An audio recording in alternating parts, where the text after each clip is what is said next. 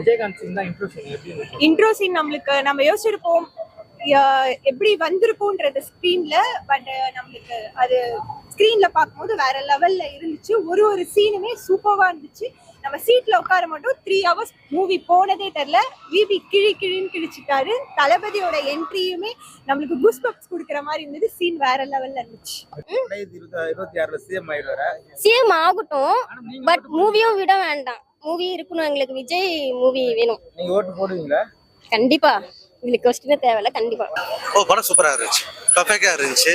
நல்ல ஒரு பர்ஃபெக்ட் தளபதி செலிப்ரேஷன் சொல்ல முடியும். வெங்கட் பிரபு சொன்ன மாதிரி இது அவர் ஃபுல்லாகவே ஒரு செலிப்ரேட் பண்ணுற ஒரு படம் தான். ஸ்டார்டிங் டு எண்ட் அவருக்கான அந்த ரெஃபரன்சஸ், அப்புறம் அவரோட முந்தைய படத்தோட இதெல்லாம் இது பண்ணி, அண்ட் தென் அவரோட பெர்ஃபார்மன்ஸ் வேற லெவலில் இருந்துச்சு. அண்ட் ஐ திங்க் இது ப்ராபப்ளி இது அவரோட லாஸ்ட் ஃபிலிமாக இருந்துச்சுன்னா திஸ் இஸ் அவர் த பர்ஃபெக்ட் ட்ரிபியூட் டு